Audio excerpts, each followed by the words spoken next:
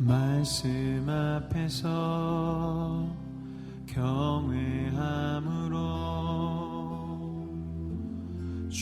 오늘 본문의 중심 내용은 가난한 과부가 성전에 들어가서 헌금함에 헌금을 하는 그 모습을 예수님께서 곰곰이 지켜보시고, 그리고 오늘 본문에 적어놓은 대로 말씀하시는 그 장면입니다. 근데 이 말씀은 우리에게 너무나 잘 알려진 내용입니다. 근데 그 잘 알려진 내용이 조금 좋게 바르게 해석이 되어졌으면 좋았을 텐데, 오늘 이 말씀을 우리가 많이 강조할 때 어떻게 강조를 합니까? 대부분 이 가난한 과부, 자기 생활비 전부를 헌금을 했다. 그 과부의 그 믿음, 그 열심을 우리가 본받아서 우리도 힘에 닿는 대로 하나님 앞에 헌금하자라고 우리가 대부분 이 말씀을 인용을 합니다. 그런데 이 말씀이 일견 맞기도 하지만 이 말씀, 오늘 성경의 문맥 속에서 살펴볼 때는 그런 의미로 쓰여졌다고 말하기가 좀 어렵습니다. 그래서 그 내용을 우리가 한번 살펴보면서 과연 오늘 우리에게 주신 말씀이 뭘까? 우리 한번 더 고민하면서 잘 하나님 앞에 영광 올려드리기를 소망합니다. 가난한 과부가 헌금을 했습니다. 그런데 자기 생활비 전체를 드렸습니다.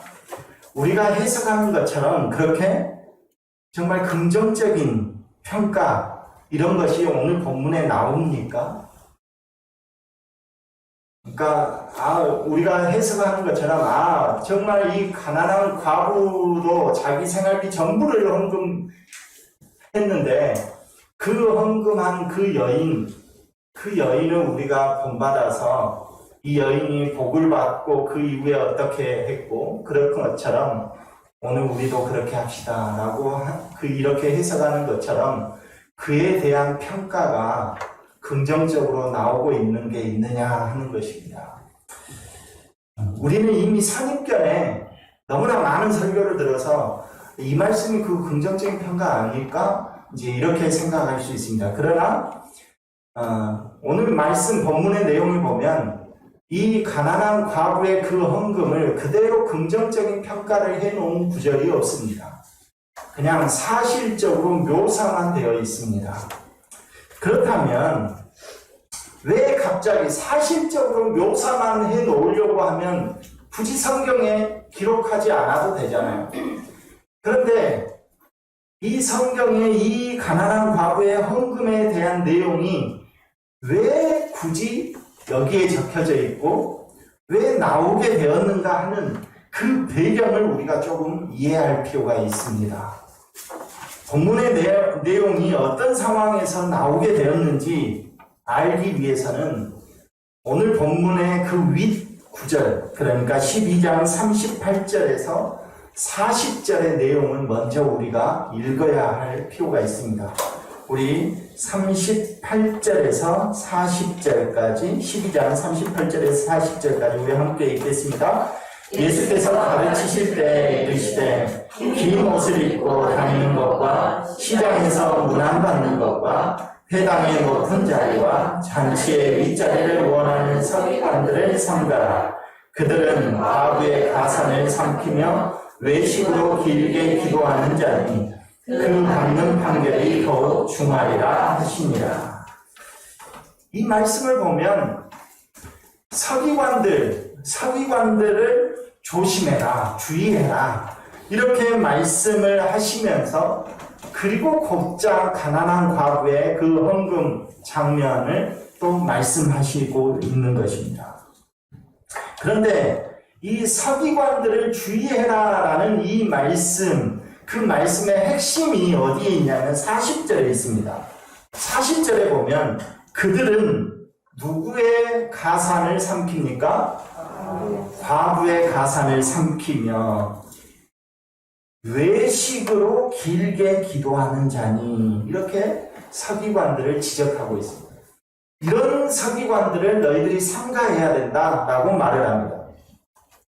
그러면서 가난한 과부의 두 렙돈 헌금을 한 장면으로 이어지고 있다는 것입니다. 앞에서 과부의 가산을 삼키는 서기관들을 조심하라 했고, 뒤에 이어서 가난한 과부의 그 헌금의 장면이 이어지고 있는 것입니다. 서기관들, 그러면 서기관들은 어떤 사람인데 과부의 가산을 이렇게 삼키냐? 서기관들은 여러 일들을 했지만 어떤 일도, 그 중에 한 가지 어떤 일도 있냐면 오늘날로 치면 변호사와 같은 역할도 있습니다. 이 서기관들이. 오늘날 변호사들이 자기의 수익을 많이 갖기 위해서는 어떻게 해야 됩니까? 어떻게 해야 자기가 수입을 많이 벌 수가 있습니까? 사건을 많이 수임해야 되죠. 사건을 많이 수임하려면 어떻게 평가가 나야 됩니까? 저기한테 맡기기만 하면 모든 일에서 승수할 수 있다. 그런 이미지가 강하게 있어야 되는 것이죠. 오늘날에는 그래서 김앤장 같은 그런 대형 로펌 회사들이 생기는 것이죠. 그런데 그런 형태를 이 서기관들이 띄었다는 것입니다. 그 형태를 서기관들이. 그래서 이 서기관들도 가난한 남편을 잃은 과부라든지 고아라든지 이런 사람들 또는 남편의 유산 이런 것들을 보호해주는 그런 역할로서 사회적 보호막이 되어주고 또 보호해주고 또 안전하게 지켜주는 역할을 이 서기관들이 했다는 것이죠. 그러면 이 서기관들이 그렇게만 했으면 참 좋은 거죠. 가난한 과부와 고아를 돌보니까 참 좋은 거잖아요. 그런데 거기에서 이 가난한 과부들의 그 사건이 수임되어지면 이 가난한 과부에게 과도한 세금을 낸다는 것입니다. 세금을 매긴다. 그러니까 자기에게 수임료를 과도하게 매긴다는 것입니다. 그래서 그것을 자기의 이익으로 삼는 것입니다. 자, 그러면 이 서기관들이 한 명이 있는 것 아니잖아요. 서기관들이 많이 있잖아요. 그러면 사건을 과부들 또는 사회적 약자들이 자기에게 사건을 수임하게 하기 위해서는 자기가 능력 있는 사람이라는 것을 보여줘야 되잖아요.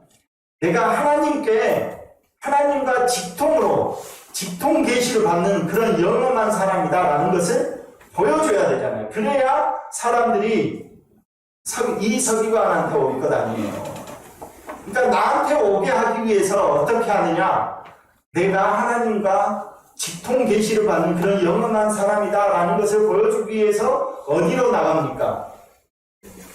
길거리로 나가고 시장, 사람이 많이 모이는 시장 내거리에 딱 서는 거예요. 한가운데 딱 서서 거기서 큰 소리로 기도하기 시작해요. 근데 그 기도를 내가 처음에는 기도를 30분 했어요. 그랬더니 저쪽 시장에서 다른 서기관이 35분을 기도해버리는 거예요. 그러면 사람들이 보고 이 사람은 30분 한다던데 아니 저 사람은 35분이야. 이렇게 되는 거다. 그러니까 시간이 길게 늘어지는 거예요. 사람들이 보이는 데서 큰 소리로 하나님께 기도를 하는데 어떤 사람은 2시간 한다더라 어떤 사람은 3시간 한다더라 하는 거예요. 그 선택의 판단 기준이 그것이 된 거예요. 그러니까 이 사람들은 어떻게 돼요? 길게 외식하며 기도를 하는 거예요. 외식하며. 그 기도가 제대로 된 기도겠습니까? 우리가 예전에는 그런 이제 우스갯소리로 그런 것도 했어요. 교회에 갔더니 우리가 전도사 시절에 교회에 갔더니 막 통성 기도를 하는데 옆에서 방언으로 막 기도를 하는데 이 전도사가 돼가지고 방언으로 기도를 못하면 기가 죽잖아요. 그러니까 어떻게 해요? 야, 히브리어, 헬라어, 주기도문, 사도신경 다 외워가지고 히브리어, 헬라어로 막 하는 거예요, 이게. 우리나라 말이 아니니까 모르는 거잖아요. 그러잖아요. 그렇게 해버려. 막 이렇게 하기도 했거든요. 그러니까 그런 것처럼 외식하는 기도를 하는 거예요. 외식하는 기도를. 그러니까 이 의도적으로 외식하는 기도를 함으로써 자기가 능력 있는 사람이라는 것을 다른 사람에게 보여서 그 사람이 나에게, 사회적인 약자가 나에게 왔을 때 그 사건을 수임하고, 그리고 그 사람에게 과도하게 요금을, 수임료를 받아 챙기는 거예요. 그러니까 그들은 과부의 가산을 삼키는 자들이다 라고 예수님께서 말씀하십니다. 또 서기관들은 그런 상황이 있었고, 또 그 당시에 유대인들을 다스리던 분봉왕이었던 헤롯 왕이 있었습니다. 헤롯이. 근데 이 헤롯이 유대인들을 잘 다스림으로써 자기의 정치적인 생명을 길게 유지하고 싶어요. 로마 황제에게 잘 보여서 유대를 다스리는 그 왕으로서 길게 자신의 정치적인 생명을 길게 가지고 싶은 거예요. 그러니까 이 유대인들에게 환심을 사야 되잖아요. 유대인들에게 환심을 사는 방법으로 헤롯이 택한 방법이 뭐냐면, 성전을, 저들 유대인들이 섬기는 그 하나님에 대한 성전, 하나님의 집을 아주 웅장하게 짓는 거예요. 아주 웅장하게. 그런데 거기까지는 좋아요. 그러면 그 하나님의 성전을 지어준다는 건 좋은데 돈은 어디서 나와요? 로마에서 타서 지어주면 참 좋은데 로마에서 그걸 지원을 해주겠습니까? 안 해주죠. 만약에 거기 하면 로마가 다스리는 나라가 한두 개입니까? 사방돼서 우리도 지어주라고 할 텐데. 그러니까 돈이 어디서 나와요? 유대인들의 주머니에서 또 나와야 돼요. 막대한 세금을 매기는 거예요.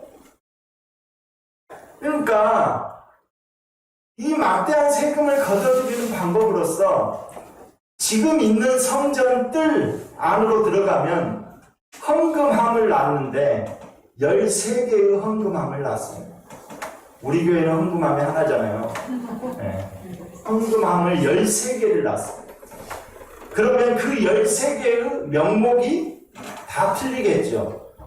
그러니까 하나님께 감사드리는 그 감사의 헌금은 한두 개 놔두고 나머지는 다 뭐예요? 세금이었대요. 세금.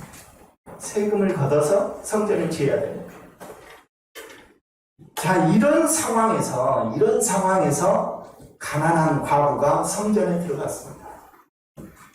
그런데 13개의 헌금함 앞에 누가 서 있냐면 종교 지도자들이 다 그 앞에 앉아 있어요. 우리는 헌금함 그냥 놔두고 알아서 하라고 그러잖아요. 저 헌금함을 이 앞에 놔두고 제가 여기에 딱 앉아 있는 거예요.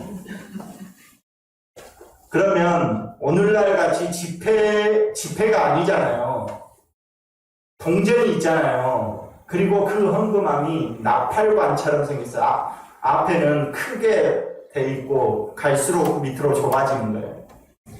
그러니까 돈을 헌금함에 넣으면 소리가 요란하게 나면서 떨어지겠죠. 그런 거예요. 그런데 거기에다가 앞에 제사장이나 레위인이나 서기관들이 다 앉아있는 거예요. 13개 그 헌금함 앞에. 그냥 안 하고 지나갈 사람이, 그런 백보가 있는 사람이 몇 명이나 있을까요? 그런 상황에서 이 가난한 과부가 성전으로 들어간 겁니다. 성전에 들어갔더니 이 여인이 기쁨으로, 감사함으로 자기 전부, 자기의 전체, 그러니까 자기 돈 전부, 이것이 뭐냐면 하루 한 끼 먹을 양식을 얻을 수 있는 돈이에요. 이 한 고드란트가. 그것을 주머니에 있는데 그것을 헌금한 겁니다.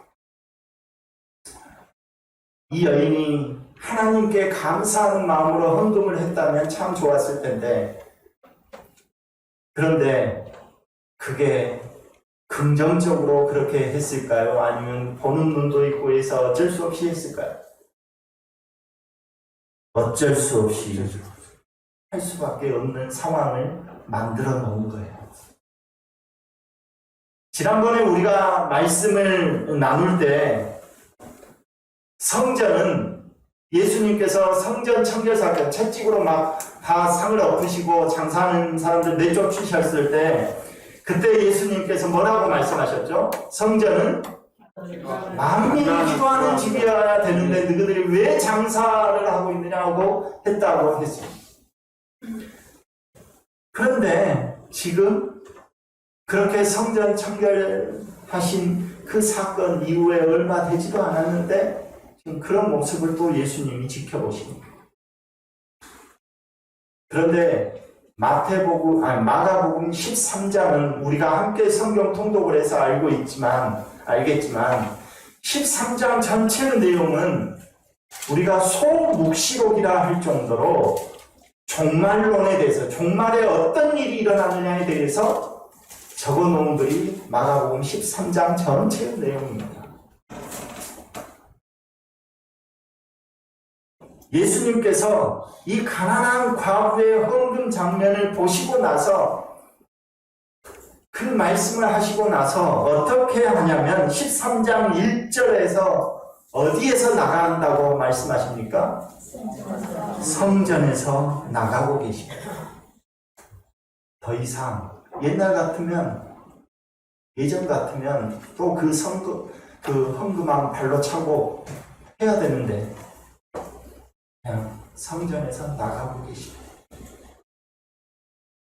성전에서 기도하고 성전에서 가르치시는 것을 그 무엇보다도 좋아하셨던 예수님께서 성전을 나가버리고 계신 것입니다. 나가고 있는 가난한 과부의 헌금하는 그 모습을 보시고 성전을 청결하게 했던 그 모습보다도 더 심각하게 느끼고 성전을 나가고 계신 것입니다. 그리고 제자들이 물어봅니다.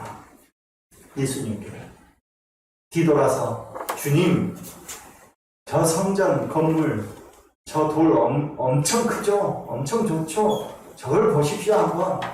이렇게 자랑하시니까 예수님께서 뭐라고 말씀하십니까? 2절에